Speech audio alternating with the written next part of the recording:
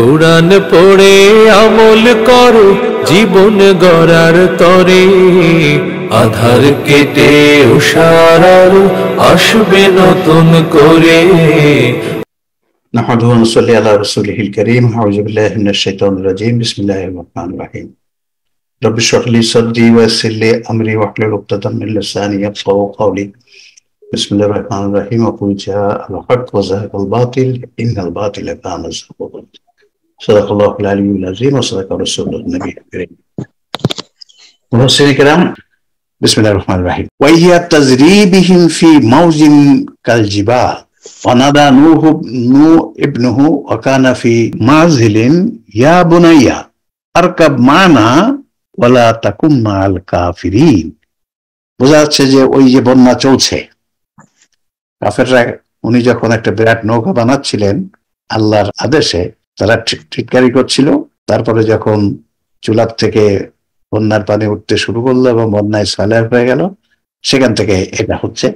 আর পর্বত সমান ঢেউয়ের মধ্যে এটা তাদের নিয়ে চলতে থাকলো। নূহ আলাইহিস সালাম নৌকাতে আছেন, সব প্রজাতির এক একটা জোড়া নিয়ে, দেখছেন পর্বত সমান ঢেউয়ের মধ্যে এটা তাদের নিয়ে চলতে থাকলো। ওয়াহিয়া তাজরি বিহিম ফি মাউজিন কাল জিবাল। মাউজিন মানে ঢেউ, কাল জিবাল মানে পাহাড়ের মতো, মানে অতি বড় বড় ঢেউ। আর নূহ তার পৃথক থাকা পুত্রকে ডেকে বলল, হে আমার পুত্র, আমাদের সঙ্গে আরোহণ করো এবং কাফিরদের সঙ্গে হয়েও না।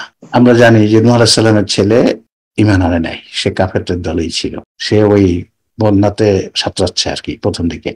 তাকে ডেকে বলল, হাজারো হলে তো বাবা তো মনে তো কিছুটা তো মায়া তো আছেই ছেলের প্রতি। ডাকলো যে তুমি আসো, কারণ উনি তো বুঝতেই পারছেন যে ধ্বংস হতে যাচ্ছে তারা। ছেলে কি বলল? ক্বালা সাআবি ইলা জাবালিন ইয়াসিমুনি মিনাল মা। সে বলল, শীঘ্রই আমি এমন এক পর্বতে আশ্রয় নেব যা আমাকে পানি বা প্লাবন থেকে রক্ষা করবে।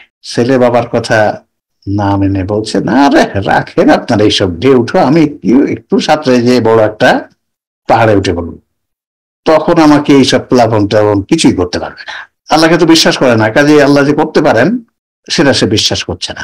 ক্বালা লা আসিমাল ইয়াউমা মিন আমরিল্লাহি ইল্লা মান রাহিমা। নূহ আলাইহিস সালাম কি বললেন?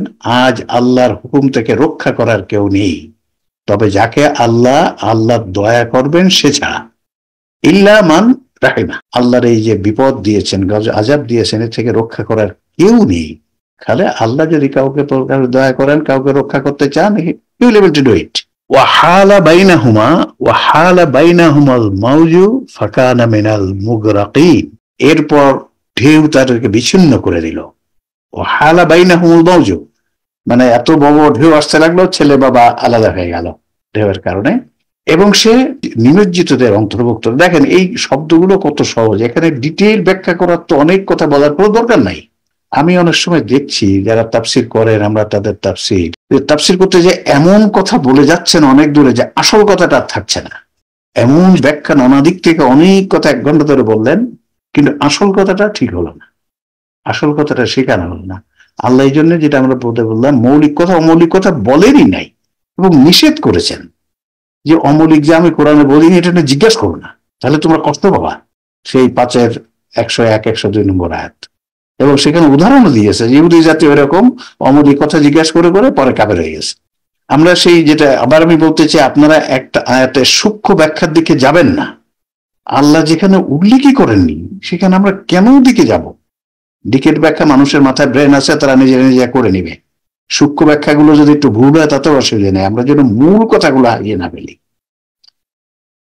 ওয়াকিলা ইয়া আরদুবলাই মা আকা ওয়া ইয়া সামাউ আকলিই। ওয়াকিলা এরপর বলা হলো মানে কে? এটা সেই মাজহুল, আল্লাহ বললেন আর কি। কর্তা সরাসরি বোঝা যাচ্ছে না, কিন্তু বোঝা যাচ্ছে কর্তা আল্লাহ। ওয়াকিলা বললেন কে? আল্লাহ। হে পৃথিবী, তুমি তোমার পানি হ্রাস করে নাও এবং হে আকাশ বর্ষণ বন্ধ করো। আল্লাহ তখন অর্ডার দিলেন পৃথিবীকে এবং আকাশকে। এইখানে যে আদেশটা আল্লাহ দিলেন, হতে পারে এটা আল্লাহর তাৎক্ষণিক আদেশ। অন্য যে বৃষ্টি হয়, বন্যা হয়, এটা অতাৎক্ষণিক, মানে আল্লাহর প্রোগ্রাম অনুযায়ী হয়। কিন্তু এই জায়গাটা হতে পারে যে ওই সময় আল্লাহ যে স্পেশাল ভাবে খালি ওই বন্যাকে বললো, ওই সময়ের আকাশকে বললো, সেটা তাৎক্ষণিক অর্ডার হতে পারে। এরপর বন্যার পানি ঘুমে গেল এবং আল্লাহর কাজ শেষ হলো। আল্লাহ চেয়েছিলেন ওই জাতি থেকে, ওই সময় নূহ আলাইহিস সালাম শত শত বছর ধরে দাওয়াত দিয়েছেন, কিন্তু তারা কবুল করেনি, তারা ঈমান এনেছে মাত্র কয়েকজন। আলা জুদি, জুদ মানে একটা পাহাড়, ওখানকার নাম। আর তা মানে হচ্ছে নৌকা। জুদি পর্বতের ওপরে স্থির হলো, মানে জুদি পর্বত যেটা ওখানে ছিল, একটা পাহাড়ের নাম ছিল, তা সেখানে যে নৌকাটা থামলো। এবং বলা হলো জালিম সম্প্রদায়ের ধ্বংস। ونادى نوح ربه فقال ربي إن ابني من أهلي وإن وعدك الحق। আর নূহ তার রবকে ডেকেছিল, অতঃপর বলেছিল, হে আমার রব, নিশ্চয় আমার পুত্র আমার পরিবারভুক্ত এবং নিশ্চয়ই আপনার প্রতিশ্রুতি সত্য। ওয়া আনতা আহকামুল হাকিমিন, আর আপনি বিচারকদের মধ্যে শ্রেষ্ঠ বিচারক। এখানে একটা শিক্ষা আছে, বোঝা যাচ্ছে নূহ তার রবকে ডেকে বলেছিল। কোন সময় তাহলে এটা বললো যে আমার রব নিশ্চয় আমার পুত্র আমার পরিবারভুক্ত এবং নিশ্চয় আপনার প্রতিশ্রুতি সত্য। এখন এইটার শিক্ষাটা কোনটা হতে পারে? এবং তারপরে বললেন আপনি শ্রেষ্ঠ বিচারক, এই কথাটার মাধ্যমে কি বললেন? আচ্ছা, আমরা দেখি, আপনারা যদি একটু বলুন যে এতক্ষণ যে বন্যার কথা আমরা শুনলাম 45 নম্বর আয়াতের আগে যে কয়টা আছে, এই অংশটা থেকে আমরা কি বুঝতে পারি? নূহ তার রবকে ডেকে বলেছিল যে আমার রব, নিশ্চয় আমার পুত্র আমার পরিবারভুক্ত এবং নিশ্চয়ই আপনার প্রতিশ্রুতি সত্য, আর আপনি বিচারকদের মধ্যে শ্রেষ্ঠ বিচারক। ও আনতা আহকামুল হাকিমিন। এখানে এই আয়াতটা আমাদের সামনে, আগের কথাগুলো আমরা জানি। আচ্ছা, আমরা যদি পরের আয়াতটা একটু দেখে নিই তাহলে বোধহয় আর একটু সুবিধা হবে আমাদের বুঝতে। কি বলছে? কলা ইয়া নূহ ইন্নাহু লাইসা মিন আহলিক। তিনি বললেন, হে নূহ, সে তোমার পরিবারভুক্ত নয়। ইন্নাহু আমালুন গায়রু সালেহ, সে অবশ্যই অসৎ কর্মপরায়ণ। ফালা তাসআলনি মা লাইসা লাকা বিহি ইলম, সুতরাং তুমি আমার কাছে এমন বিষয় চেও না বা অনুরোধ করো না যে বিষয়ে তোমার জ্ঞান নেই। ইন্নী আইযুকা আন তাকুনা মিনাজ জাহিলিন, আমি তোমাকে উপদেশ দিচ্ছি যেন তুমি জাহিলদের অন্তর্ভুক্ত না হও। অনেক শিক্ষার আছে এখানে। আব্দুল মান্নান সাহেব, যখন এই জলোচ্ছ্বাস শুরু হয়ে গেল তখন তিনি তার ছেলেকে বললেন যে ইয়া বোনাইয়ার কাম্মানা, যে ছেলে জাহাজে ওঠো, এই কথা বললেন। তারপরে তিনি বললেন যে আমার ছেলে তো আমার পরিবারভুক্ত, তাকে তো আমি বলতেই পারি। তো আল্লাহ পাক এরপরে তিনি বললেন যে তখন আল্লাহ যখন বললেন যে তোমার নাফরমানি করে সে তোমার আহাল হতে পারে না, লাইসা মিন আহলিক, সে তোমার আহাল নয়। তখন তিনি বললেন যে আপনার প্রতিশ্রুতি সত্য, যেহেতু যারা আপনার বিরুদ্ধাচরণ করবে তারা আল্লাহর শাস্তির যোগ্য হবে। তখন নূহ আলাইহিস সালাম বললেন যে আপনি যেটা করবেন আপনি শ্রেষ্ঠ বিচারক।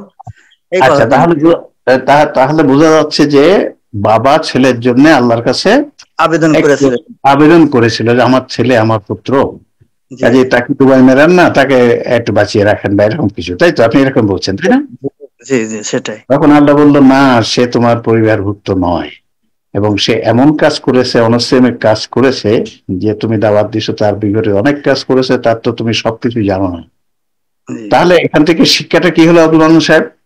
এখান থেকে শিক্ষা হলো যে ব্যক্তি আল্লাহ নাফরমানি করবে তার জন্য আল্লাহর কাছে সুপারিশ করা যাবে না, এই কথা। এবং সে আপনার ছেলে হলেও তাকে পরিবারভুক্ত ধরা যাবে। তাহলে ইসলামী যে পরিবার, আসলে সেখানে সেই পরিবারেরও একটা সুন্দর কথা এখানে আসলো, যে খালি যে রক্তের সম্পর্ক হলেই ওই রকম পরিবারভুক্ত বলে কি করা নেওয়া যাবে না। তো দ্যাটস ভেরি ইম্পর্টেন্ট, যে খালি যে রক্তের সম্পর্ক হলেই সব হলো নয়। সেখানে যদি তার ঈমান তার আমল যদি যথাযথ না হয়, সেখানে ওই পরিবারের সম্পর্কটা নট ইম্পর্টেন্ট। ভোট দেওয়ার ক্ষেত্রে এরকম হয় যে আমার ভাস্তে দান আছে কিন্তু আপনি লোক ভালো, কিন্তু আমার ভাস্তে দান আছে যে আমার ভাষতে খারাপ লোক হোক, কিন্তু আমার ভাষতে তো। তাহলে এখান থেকে যেটা বোঝা গেল, আমাদের রক্তের সম্পর্ক হলেও যদি তারা সেইভাবে আমরা ডেভেলপ না করতে পারি, আপনি চেষ্টা করেছেন, ডেভেলপ হয়নি, এবং তারপরে যদি তারা নানা ধরনের অনাশ্রমিক কাজ করতে থাকে যেটা সম্পূর্ণ ইসলাম বিরোধী, সেখানে তারা পরিবারভুক্ত, হয়তো রক্তের সম্পর্ক তো ছাড়া যাবে না, তারা সেই জন্মসূত্রে ভাই বা ছেলে হবে, কিন্তু হিমানি সূত্রে বা ইসলামের সূত্রে সেই ইয়েতে তারা থাকবে না। করা যাবে না তাদের জন্য, আল্লাহর কাছে বলা যাবে না যে তাদেরকে হেদায়েত করো, বা দোয়া তো করা যাবে নাকি স্যার? দোয়া মানে কিন্তু ওইটা যে ওইরকম না যে তারা যদি ইমানে ফিরে না আসে তাহলে তাদেরকে জান্নাত দিবেন, তাদেরকে জান্নাতুল ফেরদৌস নসিব করবেন, নো, এরকম কথা সেটা না যে তাদেরকে হেদায়েত করার জন্য দোয়া করা। হেদায়েত করার কথা সে তো বলতেই পারি, সে তো অবশ্যই বলতে পারি, তাদেরকে হেদায়েত করুন। তো ওখানে তো সে তো মারাই যাচ্ছে, তার তো বিপদ একেবারে ফাইনাল হয়েই গেছে। চূড়ান্ত হয়ে গেল না স্যার, আমি একটু স্যার, আমি স্যার ওই যে যেটা কনফার্ম হয়ে যাবে যে না এ কাফের বা এ আল্লাহ বিরোধী, তার জন্য দোয়াও করা যাবে না, এটাই এখানে বলছেন। কারণ আল্লাহ বলছেন যে তুমি যেন জাহেলিয়াতের অন্তর্ভুক্ত না হও, তার মানে তোমার ছেলে অসৎ, তুমি তার জন্য আমার কাছে সুপারিশ করো না, আর সুপারিশ যদি করো তাহলে তুমি তাদের অন্তর্ভুক্ত হয়ে যাবা। তার মানে যারা কনফার্ম হয়ে গেছে যে এ কাফের বা যেমন ইব্রাহিম আলাইহিস সালাম বাবার জন্য ইব্রাহিম আলাইহিস সালামকে আল্লাহ বলছিলেন যে না, তা তুমি মানে 70 বার বললেও আমি এটাকে করব না। এইটা ডক্টর ওয়াহিদুজ্জামান কথাটা বলেছেন ঠিকই, যে আপনি যদি নিশ্চিত হয়ে যান, কেউ যদি নিশ্চিত হয়ে যায় যে সে ইসলামে নাই, সে কুফরিতে নিমজ্জিত, নিশ্চিত হতে হবে। নিশ্চিত হয়ে গেলে তখন কিন্তু দোয়াও করা যাবে না, যেটা ডক্টর ওয়াহিদুজ্জামান বললেন যে ইব্রাহিম সালামকে তো এই কথা বলা হলো, তার উনি ওনার বাবার জন্য দোয়া করছেন, তুমি তো নিশ্চিত দেখছো তারা কাফের, তারপরও কেন তুমি দোয়া করছো? 70 বার দোয়া করলে আমি নিব না, সেটা বলা আছে ঠিকই। ক্বালা রাব্বি ইন্নী আউযু বিকা আন আসআলাকা মা লাইসা বিহি ইলম। দেখেন, আল্লাহ যখন ওই কথা বললে যে ব্যাপারে তোমার জ্ঞান নাই, তুমি তো গায়েব জানো না, তুমি তো সব জানো না, আমি তো সব জানি, কাজে যেটা তোমার জানা নাই সব, সেটা নিয়ে তুমি বলো না। তার আল্লাহ বলছে, সে বললো, কেন রব, নিশ্চয়ই আপনার কাছে এমন বিষয়ে প্রশ্ন করা থেকে আশ্রয় প্রার্থনা করছি। আচ্ছা, আশ্রয় প্রার্থনা করি যে বিষয়ে আমার কোনো জ্ঞান নেই, আমি তো তার সম্বন্ধে টোটাল জানি না, কাজে যেটা আমি টোটাল জানি না সে বিষয়ে আপনি ক্ষমা প্রার্থনা করছি, আমি বলে ফেলেছি, আমি ক্ষমা চাচ্ছি। ওয়া ইল্লা তাগফির লি ওয়া তারহামনি আকুন মিনাল খাসিরিন। আর আপনি আমাকে ক্ষমা না করলে এবং আমার প্রতি অনুগ্রহ না করলে আমি ক্ষতিগ্রস্তদের অন্তর্ভুক্ত হয়ে যাব। অর্থাৎ উনি যে এটা দোয়া করেছেন সেটাও সঠিক হয়নি, এই জন্য আবার উনি বলছেন যে আপনি আমাকে ক্ষমা করেন, না করলে আমি ক্ষতিগ্রস্ত হব। আলহামদুলিল্লাহ, মুহসিন ইকরাম, আলহামদুলিল্লাহ আমরা আজকে এই 47 নম্বর আয়াত পর্যন্তই থাকবো। ওয়াখির দাওয়ানা আলহামদুলিল্লাহি রাব্বিল আলামিন। আসসালামু আলাইকুম ওয়া রাহমাতুল্লাহ, ফি আমানিল্লাহ। ওয়া আলাইকুম আসসালাম।